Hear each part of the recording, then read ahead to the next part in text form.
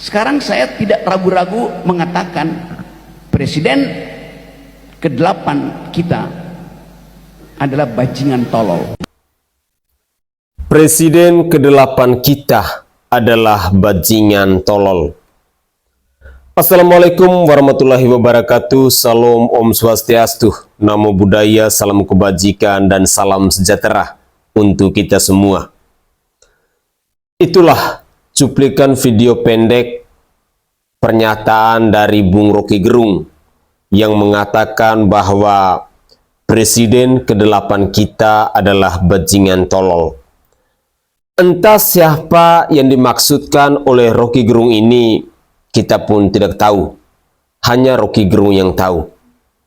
Tetapi saat ini yang lagi ramai, yang lagi heboh di media sosial, ketika ada sekelompok ormas yang mengancam Bapak Rocky Gerung ini. Mereka menilai bahwa yang dimaksudkan oleh Rocky Gerung, Presiden ke-8 itu adalah Bapak Prabowo Subianto. Benarkah demikian? Lantas apa hubungannya organisasi masyarakat alias ormas yang bernama Grip Jaya ini mengancam Bapak Prabowo Subianto? Ya, Bapak Prabowo Subianto adalah presiden terpilih dalam Pilpres 2024. Tetapi perlu kita ketahui bahwa Bapak Prabowo Subianto itu belum dilantik secara sah untuk menjadi presiden di Republik Indonesia. Dalam beberapa cuplikan video berikut ini, kita akan mendengarkan pandangan-pandangan entah itu yang datang dari Ormas Grip Jaya maupun dari netizen di tanah air. Dan saya berharap bahwa kita bisa mencermati pernyataan-pernyataan dari Ormas Grip Jaya yang sedang mencari Rocky Gerung ini maupun dari netizen di tanah air dengan kritis, dengan tenang, dengan teliti, biar kita tidak terjebak dalam argumentasi yang dibangun oleh Ormas Grip Jaya maupun netizen. Mari kita simak bersama-sama. Rocky Gerung, kau jangan suka-suka kau aja ngomong. Kami juga bisa suka-suka kami ngomong. Kami cari kau nanti, ya. Kami akan buat laporan polisi dan kami akan minta ke pihak polisian agar segera menangkap kau, Rocky Gerung. Ya, kau ini perusak bangsa kau. Kau menghina Pak Prabowo. Kami nggak terima. Kami garda terdepan. Grip Jaya akan mengawal Pak Prabowo Subianto dan Mas Gibran Raka Buming Raka. Silakan, kau mau mengkritik, silakan, itu hak kau. Tapi kau jangan menghina dan menggunakan kata-kata yang tidak baik. Ya, kami juga bisa marah sama kau. Kami cari kau nanti. Jika pihak polisi tidak segera mencari Rocky Gerung, menangkap Rocky Gerung, memproses hukum Rocky Gerung, jelas ini pidana, jelas ini penghinaan. Ya, kau bilang Pak Prabowo bangsa tolol, kau yang bangsat. Pak Prabowo itu Danjen Kopassus, Jenderal, ya, Menteri Pertahanan, dan sekarang terpilih menjadi presiden. Kau bilang tolol, kau yang tolol, Rocky Gerung. Ya, kami organisasi Grip Jaya mengecam keras Rocky Gerung, mengutuk keras. Assalamualaikum warahmatullahi wabarakatuh. Sampurasun. Kami Ketua DPC Grip Kabupaten Majalengka mengutuk keras ucapan Rocky Gerung yang menyebutkan bajingan tolol. Kami sudah ditelepon dan diinstruksikan oleh Ketua DPD Jabar bahwa Anda sudah dolim, Anda sudah tidak konsekuen, bahwa Anda kalau tidak senang jangan Anda meluapkan hal-hal yang negatif kepada Prabowo Subianto. Perlu ingat, Prabowo Subianto adalah Presiden Republik Indonesia yang ke-8, pemenang dalam pemilu. Beliau adalah Dewan Pembina Grip Jaya Kabupaten Majalengka. Mari kita junjung, jangan sekali-kali menghina seorang presiden, menghina seorang menhan, bahwa Anda menghina seseorang, apalagi kepada Presiden Republik Indonesia yang ke-8. Anda adalah orang yang tidak beretika. Anda tidak baik. Yang mengatakan tidak beretika adalah Anda sendiri.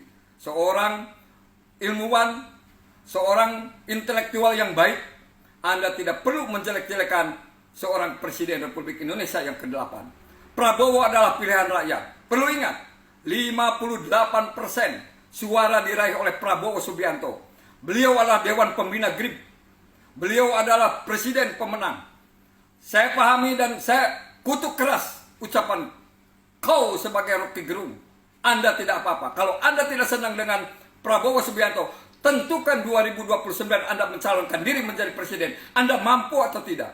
Anda mampu atau tidak? Dengarkan. Anda mampu atau tidak dipilih oleh rakyat menjadi presiden?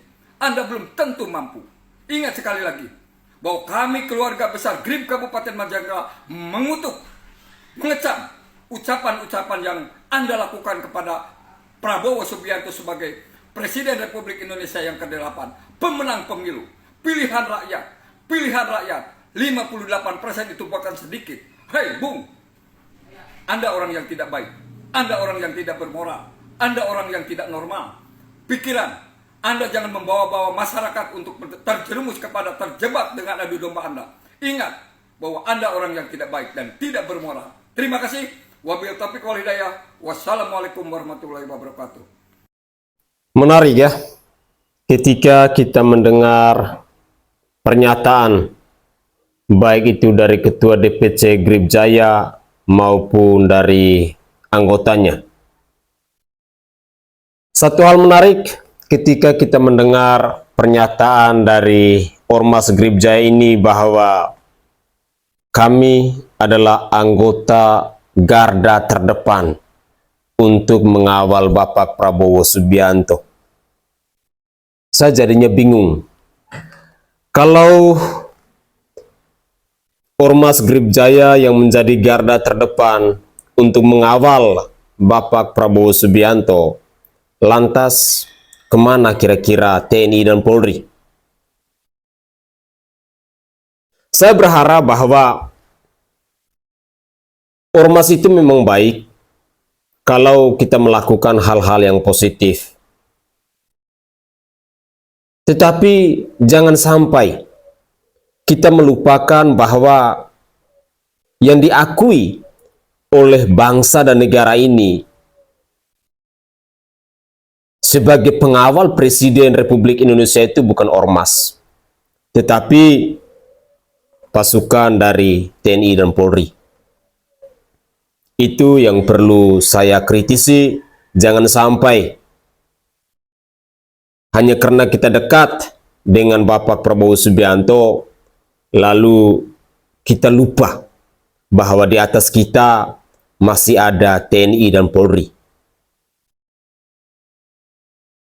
Dengan demikian, kalau kita adalah ormas, kita harus tahu untuk menempatkan diri kita. Ada batas-batasnya. Jangan sampai kita melupakan bahwa struktur penegak hukum yang ada di bangsa ini itu semua sudah diatur dalam Undang-Undang Dasar 1945, dan rakyat Indonesia mengakui bahwa yang menjadi pengawal seorang presiden itu bukan ormas, tetapi adalah Panpres yang dipilih dari anggota TNI atau Polri. Saudaraku sebangsa dan setanah air, pernyataan-pernyataan dari Ormas GRIB Jaya, tentu mereka merasa kesal, mereka merasa kecewa dengan pernyataan yang dilontarkan oleh Bung Rocky Gerung ini. Tetapi tampaknya Rocky Gerung ini adalah pribadi yang cerdas, pribadi yang mampu untuk mempertanggungjawabkan segala ucapannya. Beberapa waktu yang lalu, seorang Rocky Gerung ini juga pernah mengucapkan kata yang sama kepada Bapak Presiden Joko Widodo. Dulu sempat heboh sampai ada beberapa relawan yang melaporkan Bapak Rocky Gerung ini. Sampai-sampai persoalan itu pun diam sampai hari ini. Saya tidak tahu kenapa pihak penegak hukum di bangsa ini tidak melanjutkan urusan tersebut. Mungkin karena tidak ada efek jerat, sehingga kali ini Rocky Gerung kembali lagi membuat satu pernyataan yang sama yang pada akhirnya menghebohkan bangsa ini. Presiden ke-8 kita adalah bajingan tolol. Oke, selanjutnya saya ingin mengajak pemirsa sekalian untuk mendengarkan satu komentar dari netizen. Tetapi setelah itu kita diajak untuk bersama-sama mendengarkan kuliah umum yang diberikan oleh Rocky Gerung di salah satu kampus, dan saya berharap bahwa kita bisa menyimak bersama-sama untuk menambah wawasan kita. Jika hal-hal yang disampaikan oleh Rocky Gerung ini berguna bagi kita, mari kita jadikan itu sebagai bahan pembelajaran dalam hidup kita. Tetapi kalau ada hal-hal yang tidak berguna, mohon itu di-skipkan saja. Mari kita dengarkan bersama-sama. Sekarang saya tidak ragu-ragu mengatakan Presiden ke-8 kita adalah bajingan tolol. Nah, gara-gara video ini, Rocky Gerung didesak minta maaf oleh sebuah organisasi kemasyarakatan di kota Palembang. Karena dianggap telah menghina Presiden ke-8 dan karena dia anggap akan menimbulkan kegaduhan di tengah masyarakat. Sekarang gini ya, Rocky Gerung itu cuma sebut Presiden ke-8. Coba kita hitung, Soekarno, Soeharto, Habibie, Gus Dur, Megawati, SBY, Jokowi, ke-10 baru Prabowo. Jadi Presiden ke-8 itu bukan Prabowo. Presiden ke-8 itu Jokowi Presiden ke-8 dan ke-9. Terus hinaan itu kan tolak ukurnya apa? Ini kan pasal karet dan multitafsir. Ada kata hinaan dan kegaduhan. Sekarang gini, orang disebut pinter juga bisa kok merasa terhina. Misalnya gue dibilang, wah dulu lu pasti pilih Jokowi ya, pinter banget sih lu. Gue bisa tuh merasa terhina, anjir gue dikira pilih Jokowi cok. Misal, terus menyebabkan kegaduhan. Kebijakan dan pernyataan presiden, DPR, menteri sering kok bikin gaduh banget malah. Omnibus Law, Undang-Undang Ciptaker, IKN, penggusuran warga Rempang, wacana 3 periode, belum lagi baru-baru ini Undang-Undang Penyiaran Pers, belum lagi Big Data. Bikin gaduh nggak? Gaduh banget. Minta maaf? Kagak. Jadi kalau rakyat sipil bikin gaduh, dipidana. Terus kalau pemerintah bikin gaduh, sah-sah aja gitu. Jadi di Jakarta ada kesibukan untuk menyusun kabinet. Isinya apa? Tukar tambah ekonomi, bukan tukar tambah ekologi. Jadi dari awal kita bisa bayangkan kerusakan ekologi kita akan menjadi-jadi di era berikutnya. Karena nggak ada menteri yang diangkat secara volunteer oleh kekuasaan politik. Prabowo misalnya angkat, Dedi adalah menteri. Apa namanya? Ketua BPN. Grace, Menteri Kehutanan. Tapi apa kapasitas dia? Apa kapasitasmu? Otak. Pemerintah nggak perlu otak, dia perlu dengkul.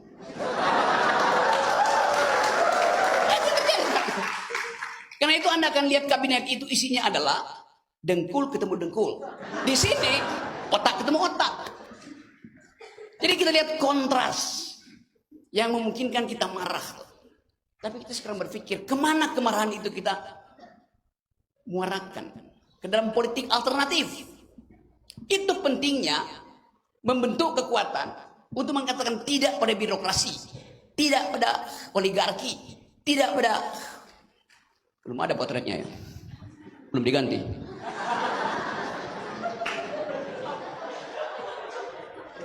Kan saya bayangkan seluruh proposal kita hari ini dibuatkan executive summary 4 halaman, lalu kita serahkan pada seseorang yang akan mengganti orang itu.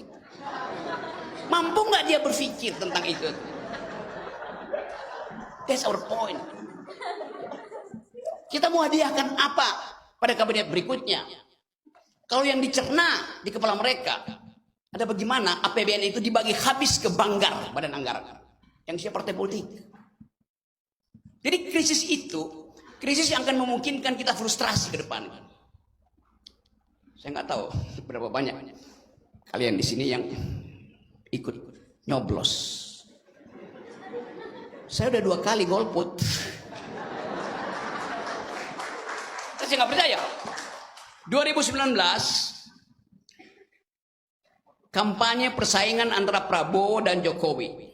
Satu waktu saya dengar kampanye Pak Jokowi. Kata Pak Jokowi, saya akan mencetak 20 juta hektar sawah. Oke. Pak Prabowo dengan cerdas menghalangi jalan pikiran itu. Dia bilang begini, Anda Pak Jokowi mau bikin sawah 20 juta hektar, airnya dari mana? Lalu Prabowo bilang, saya akan membangun 20 dam besar di Indonesia. Oke. Terjadi kompromi yang tidak disengaja di situ. Dua-dua nggak saling tahu.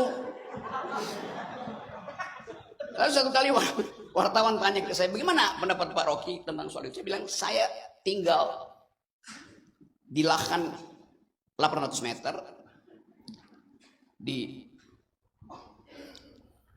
rumah saya itu di Sentul, di ketinggian kira-kira 700 meter. Suhunya sangat enak, saya nggak perlu AC itu. Kalau malam hari suhunya bisa turun sampai 19-20 derajat Celcius. Itu suhu kamar pengantin.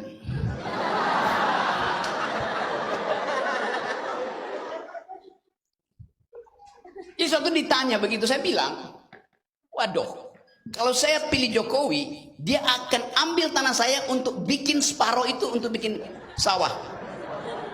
Kalau saya pilih Prabowo, separohnya dia akan ambil untuk bikin bendungan. Jadi dua orang ini akan mencaplok tanah saya.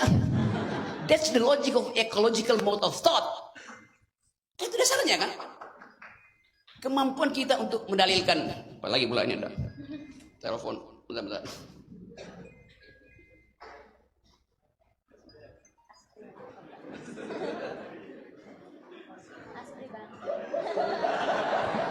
Prabowo nelpon disuruh Jokowi.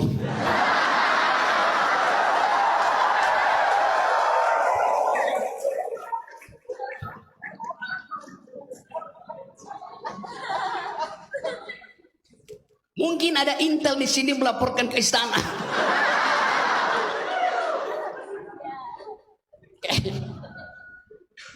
Saya lanjut ya.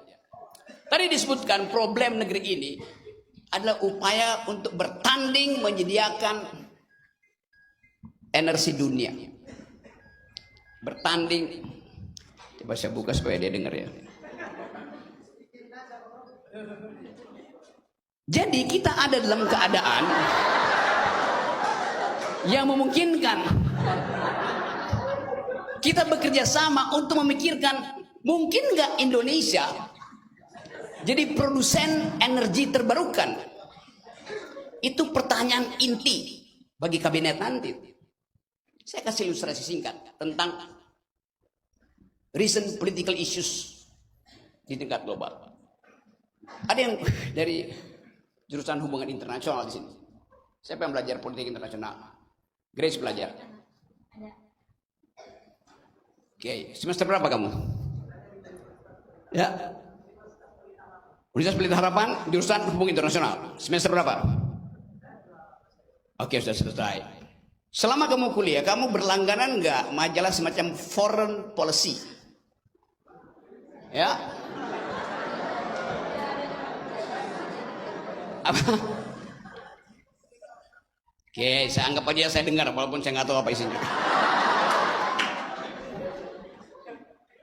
2 minggu lalu, majalah Foreign Policy, majalah yang menganalisis gejala ekonomi, politik, security, ideologi dunia. Tiba-tiba di majalah itu ada tulisan Luhut Binsar Panjaitan.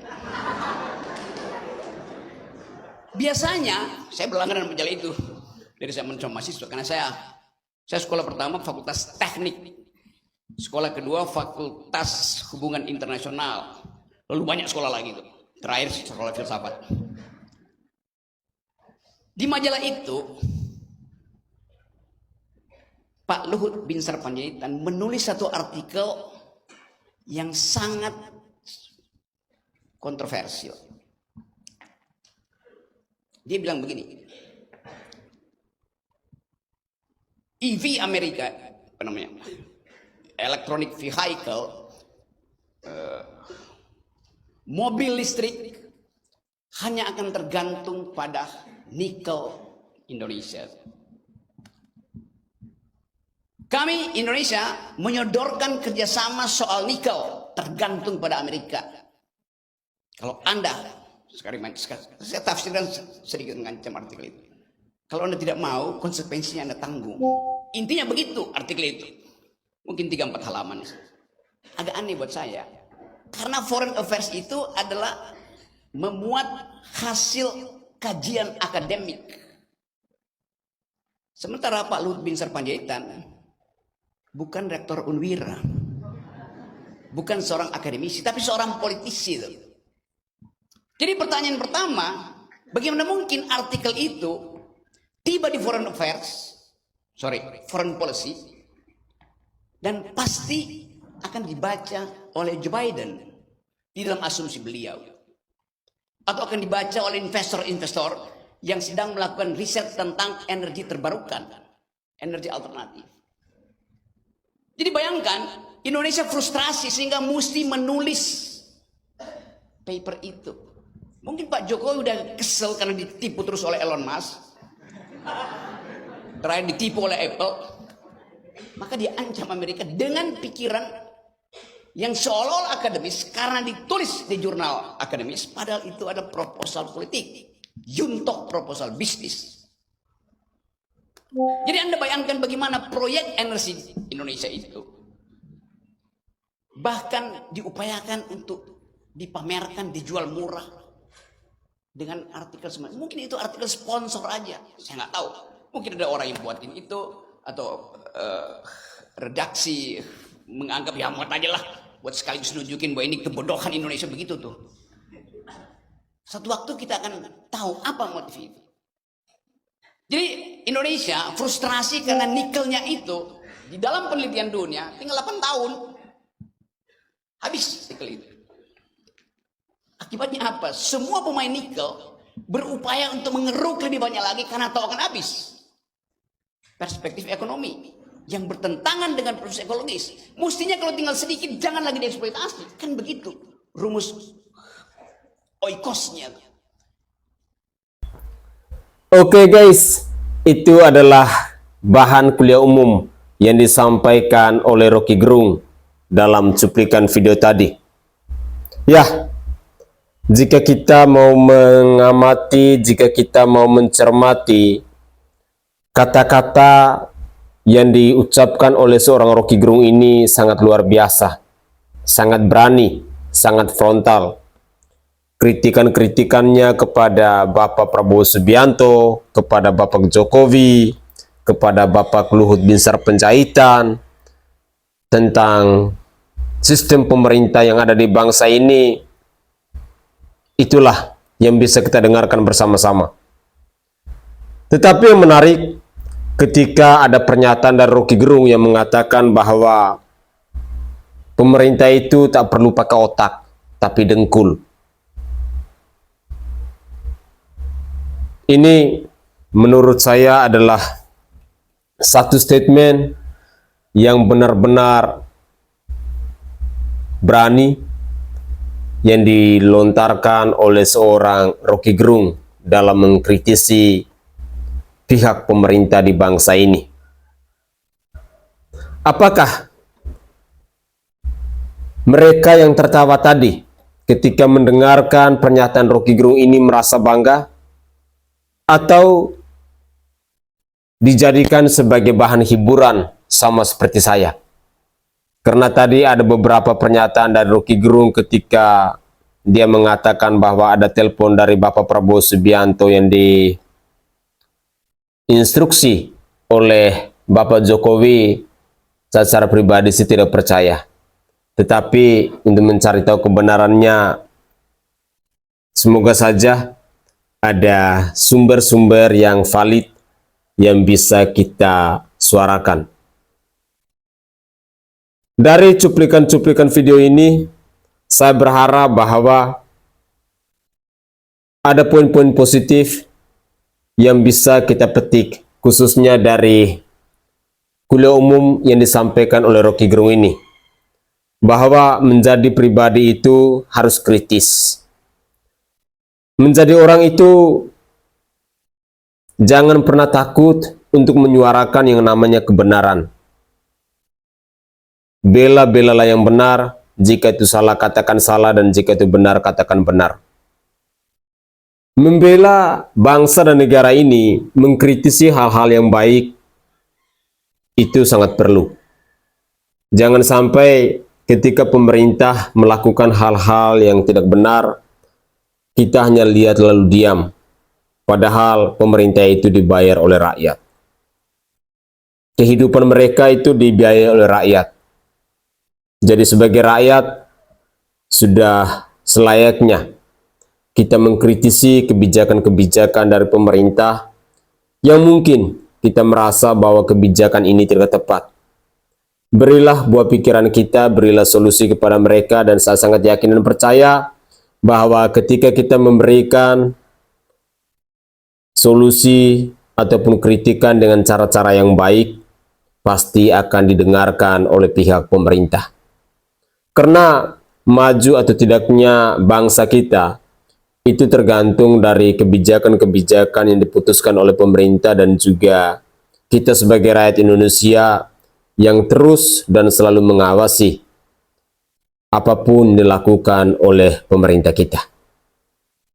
Mungkin itu saja komentar singkat dari saya, dan semoga saja cuplikan video ini bisa berguna bagi kita semua. Saya Sainai dari Provinsi Nusa Tenggara Timur. Saatnya kita yang rakyat jelata harus berani untuk bersuara. Salam hormat, salam NKRI, dan salam Pancasila untuk kita semua.